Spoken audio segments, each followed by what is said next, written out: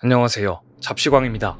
지금 보시는 장면은 지난 4일 대만 타오유안 국제공항으로 가기 위해 후쿠오카 국제공항에서 이륙을 준비 중이던 중화항공 여객기 안에서 일본 승객이 승무원에게 소리를 지르고 있는 모습입니다.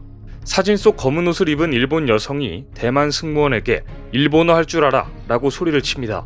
대만인 승무원에게 일본어를 할 줄 모르냐 라고 소리친 겁니다. 대만 TBS 뉴스는 이렇게 보도했습니다. 모든 승객이 이미 탑승한 상태에서 일본인 여성 한 명이 승무원에게 불만을 토해냈다.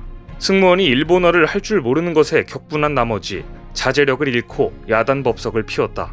문제의 일본 승객은 물을 가져다 달라고 했으나 말이 통하지 않자 화가 났던 것으로 전해졌습니다. 승무원은 소리를 지르는 일본 승객을 진정시키려 했으나 일본 승객은 고래고래 소리를 질렀습니다. 승무원이 고함을 치지 말아달라고 요청하고 다른 승객들이 비행기 이륙을 위해 자제해달라고 호소했지만 이 일본인은 전혀 듣지 않았습니다. 심지어 일본 승객은 자기 좌석으로 돌아온 이후에도 일본어로 쓰레기 같은 여자, 돼지 같은 여자 등 욕설을 냈고 결국 항공사 측은 운항 안전을 보장할 수 없다며 이 승객을 기내에서 내리도록 조치했습니다. 결국 기내에서 끌어내려진 것인데요. 일본 여성 승객의 난동으로 해당 항공기는 출발이 40분이나 지연되었고 결국 이 여성은 국제적인 민폐녀로 기록되고 말았습니다. 이 일본 여성 승객의 갑질 추태 영상은 SNS를 통해 전파되었고 전 세계에 공유되고 말았습니다. 이 사건이 보도되자 대만은 물론 일본에서도 설령 일본인 승무원이 타지 않았다고 해도 이를 이유로 승무원에게 고함을 지르는 등 행위는 있을 수 없는 일이라며 비판이 이어졌는데요. 특히 대만 언론들은 이 사건을 대대적으로 보도하며 비판을 이어갔습니다. 그런데 이 사건이 예상치 못한 방향으로 흐르기 시작했습니다. 일본 측에 불리하게 돌아가게 되자 일본의 주특기가 발동되었습니다. 이날 이후 일본 SNS상에서 사실 저 여성은 일본인이 아니라 한국인이라는 유언비어가 확산된 것인데요.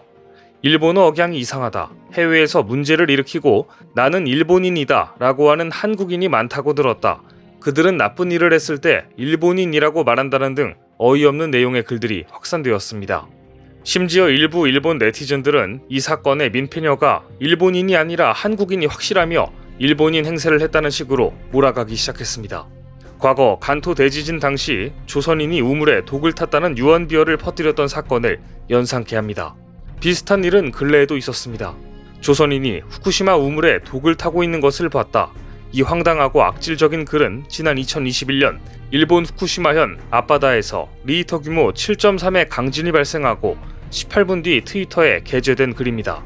문제의 트위터 계정은 현재 삭제된 상태이지만 1923년 9월 1일 발생한 간토 대지진의 혼란 속에 조선인이 우물에 독을 풀었다, 조선인이 방화를 한다는 등의 유언비어가 돌아 조선인 수천 명이 자경단 등에 의해 피해를 입었던 사건을 떠올리게 하는 트윗이기 때문에 소름이 끼쳤습니다.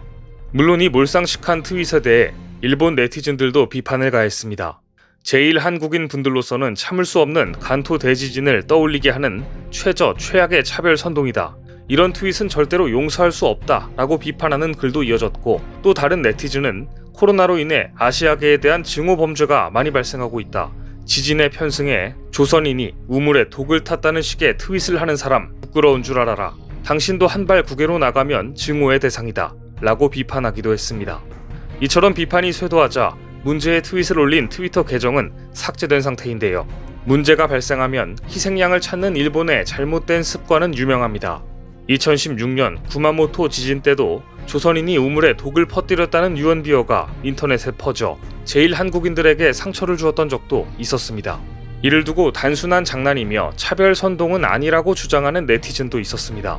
농담이 악취미이고 재미없다는 것은 알겠지만 차별 선동이라는 식으로 논의할 것은 아니다 라는 댓글을 올린 것입니다. 하지만 과거와 달리 이런 식의 조작은 결국 드러나게 되며 오히려 역풍을 맞게 되어 있습니다. 일본 입장에서 이번 사건을 한국에 뒤집어 씌우려는 이유가 있습니다. 대만 항공기에서 일본 민폐녀의 사건이 알려지자 대만에서는 일본에 대한 인식이 급격히 악화되었습니다. 대만의 반도체 협력이 절실한 일본으로서는 대만에서의 여론 악화는 상당히 곤란한 상황입니다.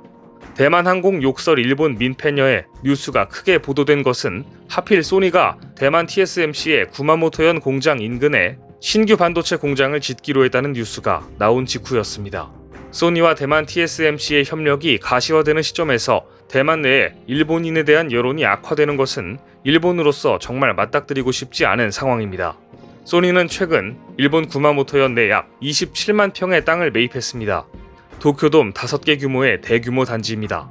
소니는 이 부지에 이미지 센서를 만드는 신공장을 건설하겠다고 밝혔습니다. 이미지 센서를 생산하려면 반도체가 있어야 하는데 이것을 TSMC가 구마모토현에 짓고 있는 공장에서 공급받겠다는 계획이었던 겁니다. 구마모토현에서 나올 TSMC의 반도체가 없으면 소니의 이미지 센서 생산은 상당한 타격을 입게 됩니다. 이미지 센서뿐만 아니라 소니의 진짜 목표는 자신들의 최대 고객사인 애플에 납품하는 반도체를 TSMC로부터 공급받는 것입니다.